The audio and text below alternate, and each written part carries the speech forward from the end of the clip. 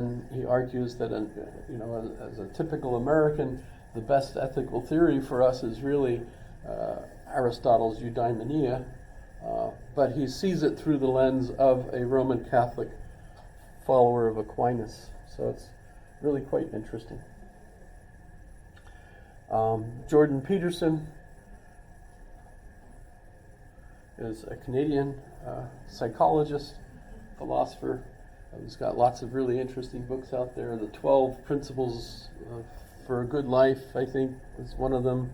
He does lots of interesting YouTube chats and everything. He's in trouble with various people because he's very conservative, refuses to do the pronoun thing, and he's got in trouble with his university for that and so on. But he's fascinating, and a good example of a smart-thinking conservative, if that's your interest. The rest of them I've still got on our list. Joseph Ratzinger was Pope Benedict XVI, passed away. Umberto Eco was a great Italian philosopher, lots of interesting books, including novels. Mary Warnock, Baroness Warnock, Ethics. Hans Küng, as a friend of Joseph Ratzinger and a theologian, and he's passed away. Roger Scruton, wonderful British philosopher, also conservative, especially involved in aesthetics. And he's passed away recently. Peter Berger is a sociologist of knowledge. It really had a great impact on me in college, as I was studying Hegel at the same time, and I realized, hey, these two things go together and the one explains the other. That was terrific. Foucault, not associated with the pendulum. The Foucault pendulum is named after a Foucault who was a mathematician. Michel Foucault was a postmodernist structuralism French philosophy. Edward Said was a Palestinian American professor at, I think, NYU. Plus his daughter is interesting and an author as well. Most famous thing Edward Said is famous for is Orientalism, and that is that the kinds of conceptions that people in the West have about the people that live in the Middle East is essentially iconic, created by the foreign interpretation of them and not an actual living among the people in the Middle East understanding of them. So, in other words, our perceptions of them are colored through a sense that they're alien. I don't know. You can look into that. Vine Deloria Jr. is passed, of course, but he is I forget which tribe he's from, but he's an American Indian. He was very important, wrote really lots of books. My favorite is God is Red. God is Red, which is really an interest. R-E-D. God is R-E-D. And he was also heavily involved in the building of the Indian Museum in Washington, D.C., and other organizations. He also wrote Bury My Heart at Wounded Knee, I think, is another one of his books. A couple others, so he's very interesting. God is Red gives a very good overall summary of the philosophical history of Europe and why it's so different than Native American beliefs. C.S. Lewis, of course, everyone I think is familiar with C.S. Lewis, not only as an author of children's books, but also as a philosopher, especially with regard to narration, understanding the importance of narratives. Richard Rorty is a postmodernist American, very nice reading person. His books are very easy to read and enjoyable. He had taught at Berkeley. He also taught at Princeton. John Rawls is kind of like the successor of Hobbes, who we should be talking about right now, except that since I was asked about this list, we went into this, and it's probably a good idea, because remember, you've got to do your term paper before the end of the semester on one of these individuals. Or if you have another one that you're really fond of, email me and let me know. Ayn Rand is not on my list. I don't think of her as a real philosopher. At least not one of her time. But John Rawls is the liberal, and if you go to college, as far as I know, for law, you'll end up in graduate courses. Usually there's at least two based on John Rawls, so if you're going to do graduate work in law, you'll probably be familiar with John Rawls. And the one who most famously argued against him was Robert Nozick, who was the conservative ethics professor at Harvard. Ronald Dworkin is a British philosopher that's also very much into law. And Hans-Georg Gadamer, a famous German philosopher, student of Heidegger. So, any questions on my list and who you might want to pick and so on? Remember, the term paper is a fun project, so you use the philosopher of your choice, or even in the case of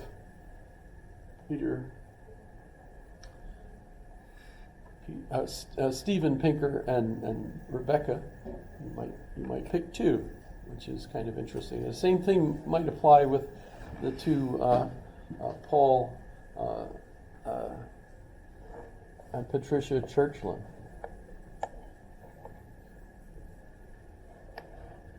I believe they both teach at the same school too.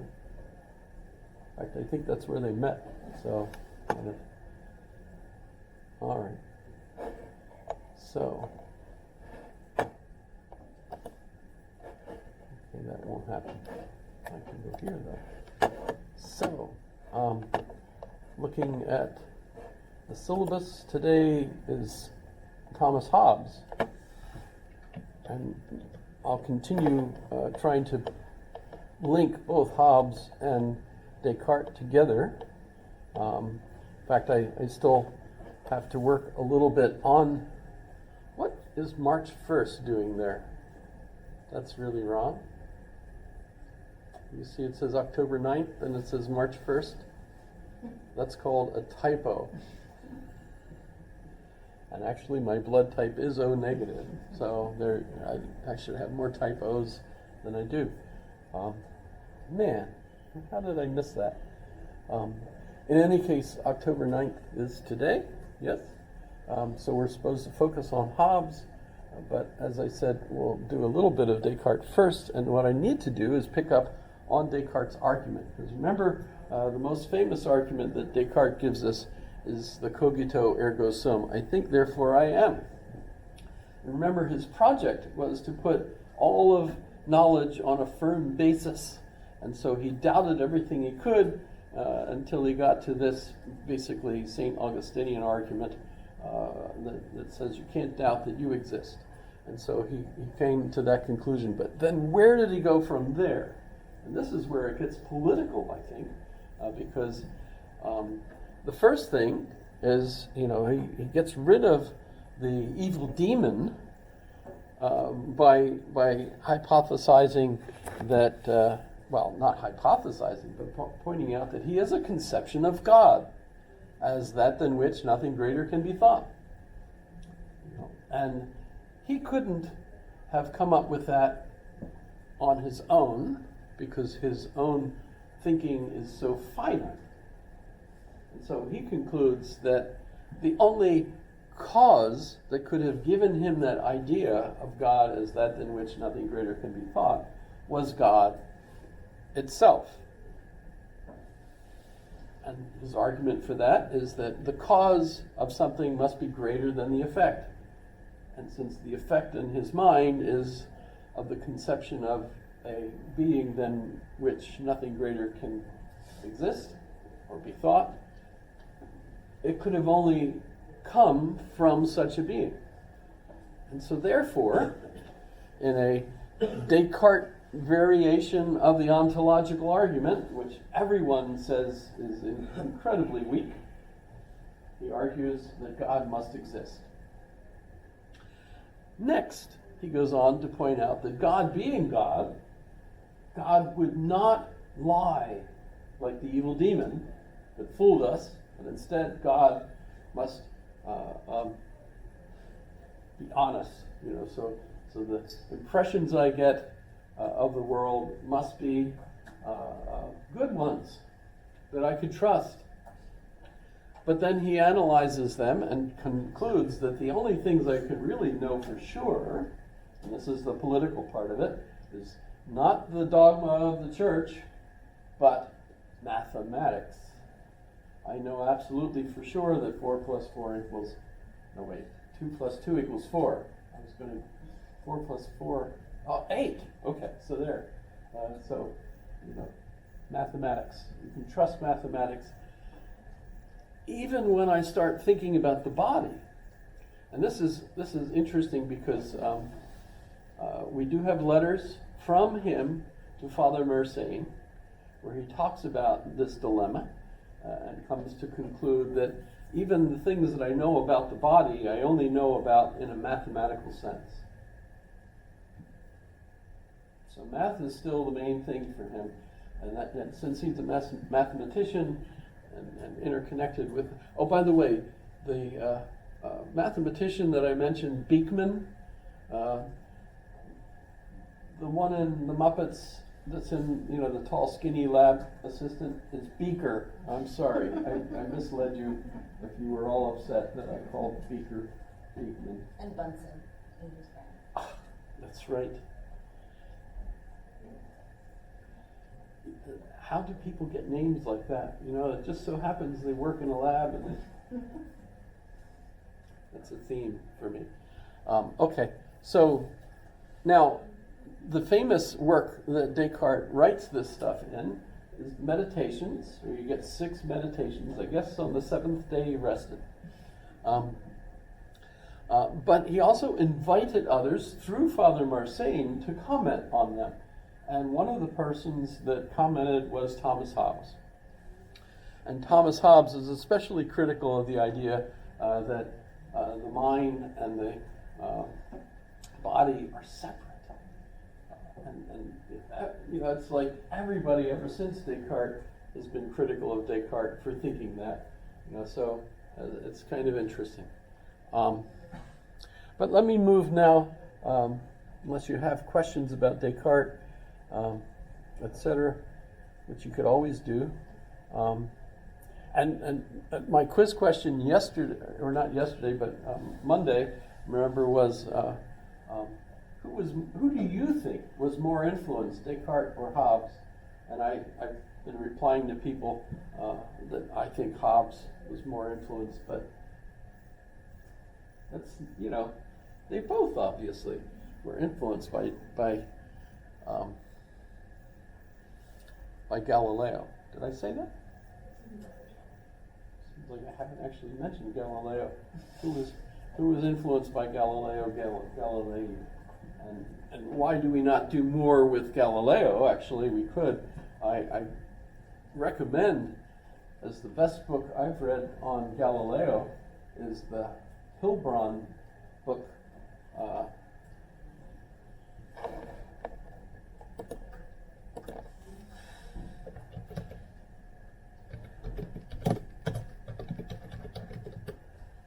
I spelling his name correctly?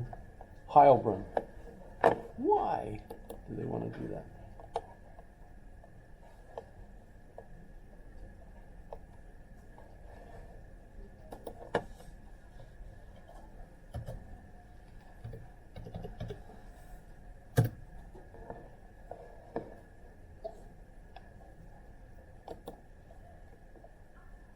Okay, there we go. So that's the one I would recommend if you're interested in really getting into Galileo. Talks about his dad's argument with other musicians on the best way to tune a guitar, etc. Comes across that Galileo was a great mathematician, also apparently was really good at writing astrological charts, for people. He does the Pope, for example. By the way, it's illegal, but nonetheless, he even does the Pope's astrological chart, so that the Pope knows, despite the contradiction, that what day should I do what. That's hilarious, actually.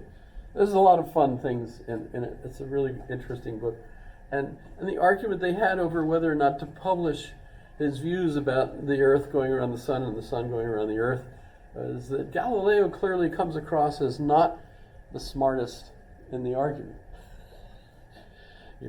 And a lot of scientists today still feel like, it's absolutely clear. The Sun, is the center and everything goes around it. And then, but you look at the other models and you think, well, what about this model? And so on. And you realize that these are all models. And Galileo was absolutely convinced that his model, even though there were a lot of errors, remember it wasn't until Kepler adapted it to an ellipse, right? With two foci, etc., that things started making more sense and so on. But Galileo was absolutely convinced that this model was the only real way things were.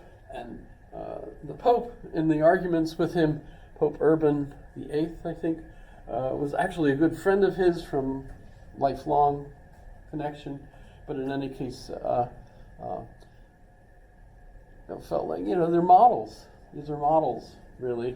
And it's, okay, I see this model that works mathematically, but, let's not rock the boat. Everybody believes this. Don't just get people upset over nothing. And Galileo was too adamant that he wanted everybody to change their mind about what model was what. So that's a really interesting book. But let's go to this guy, because there's lots of really important things about Thomas Hobbes. Not only was he 8 years older than Descartes and lived many years past, and his most important book is the Leviathan. And the Leviathan takes Galileo and applies it to earth science, as well as human beings and so on. And so in the book he talks about man, what man is like. And he describes man as a machine. Remember we were talking about Descartes, the idea that the body is a machine. For Hobbes it's clearly a machine as well, and yet unlike Descartes, he doesn't take the view that there's a mind apart from the body. Instead, he's going to include the mind psychologically as a machine inside the machine. It's all part of the same machine. And so he describes, all the physics of movement, the Galilean idea that all particles and things are in movement and so on, unless something stops them, and they all enter into the brain. And so we have dreams, and it's all these movements that we've received in our senses that are bouncing around and so on. By the way, Descartes also will argue that all the ideas that I have in my head appear to come from senses that I've had before. So this is something that's going on between them, that there's not kind of ideas that exist that if we just sit in a chair, we'll all of a sudden know all these ideas, right? Like this kind of Plato, right? Instead, it's more this empiricist view that all of our knowledge is coming into us physically, and their motions, and as a result, he does a really elementary analysis of our psychology that's based on these ideas of motions. And the main things that we're trying to decide about is how to avoid pain and increase pleasure. So the brain is basically this part, this organ of this human body, and it's completely determined. And I did mention that he doesn't have any magical free will, It's more a matter of I, as a human body, wanting to do things. If I'm able to do what I want to do, that's free. I have freedom to do that. And if I'm restrained from it, then that's I don't have freedom to do that, right? But at the same time, for him, that's what free will is, the freedom to make these choices. So officially, we might call Hobbes a compatibilist, that on the one hand, everything is determined by cause and effect. On the other hand, it absolutely makes sense to talk about ourselves as having free choice. Which, by the way, I think is the most contemporary kind of, if we look at Daniel Dennett, I forget if I even mentioned him, he's definitely on the list. He did just recently die. But his one book, I think, is the best explanation of the free will argument, and that's his book, Freedom Evolves.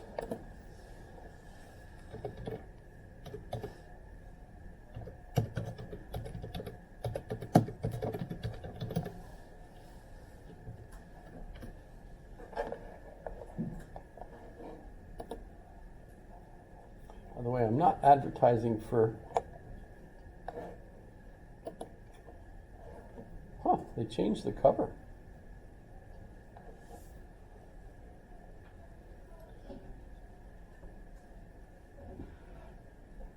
So it is a deterministic world.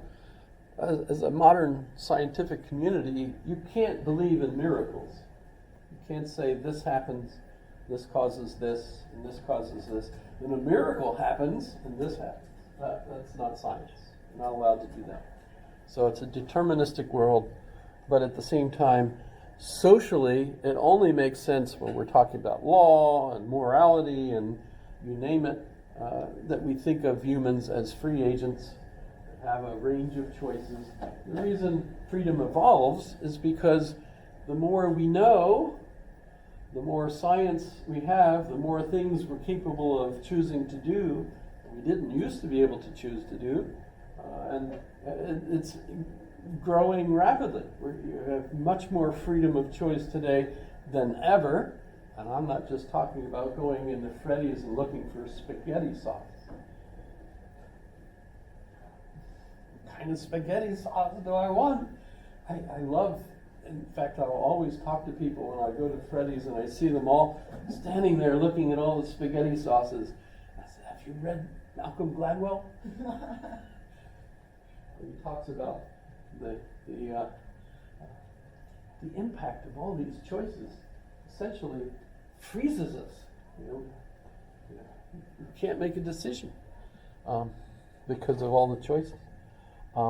So freedom evolves. It is a deterministic world, but at the same so Hobbes is really like a predecessor of this point of view. But he takes it on to, let me go see if I can get to,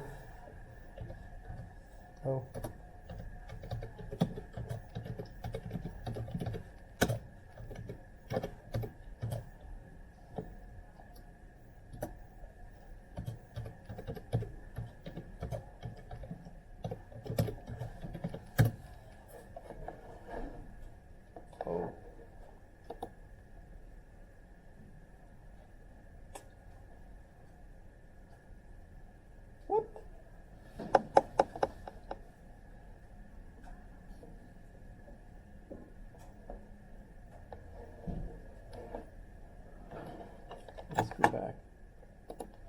And I'll just pick this one.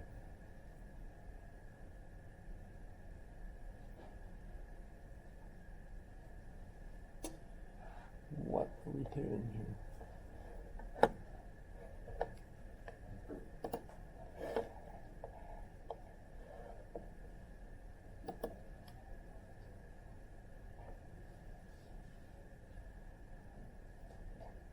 That's, you know what? I wonder if this is a new translation. Because in my older book and in older texts, he's talking about the nature of religion. And it shouldn't be a translation because the original Leviathan is both in Latin and in English. But you might have updated it because Hobbes is writing at the same time as Shakespeare, right? And if you think about it, Shakespeare is quite difficult to read. Yes? Was it difficult to read back then also? Very few people were reading then. The first folio was published by Samuel Johnson. And I have no clue how many copies of it were sold, but you can still find copies of it. And of course they're quite valuable. But how many people were reading it? The interesting thing though is German people are more fascinated with Shakespeare than English speaker people. Why? Well, the neat thing about German is that apart from Goethe, who translated some of Shakespeare, and also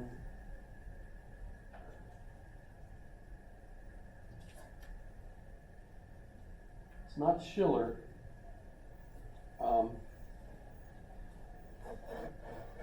Let me go to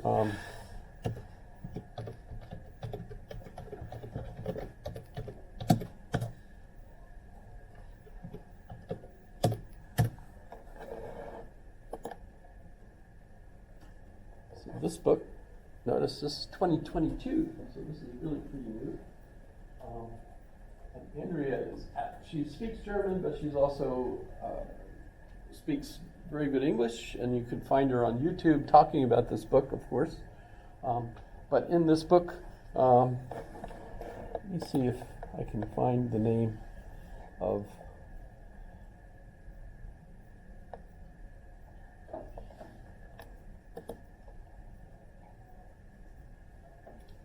Schlegel. So the one Schlegel, you can see that you've got Schelling, Schiller, Schlegel. You could get lost with all the names.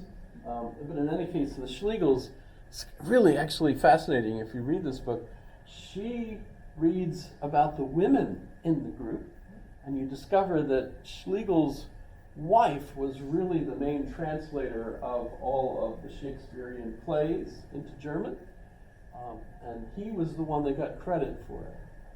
But whenever she wasn't able to work on it, he didn't publish anything until she came back to work, because she was the one that really wrote everything. But at the same time, no one would have bought it if she was the one that.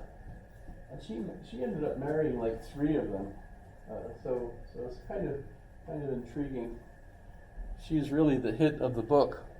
I think her name was Caroline. Here she is, Caroline Schlegel.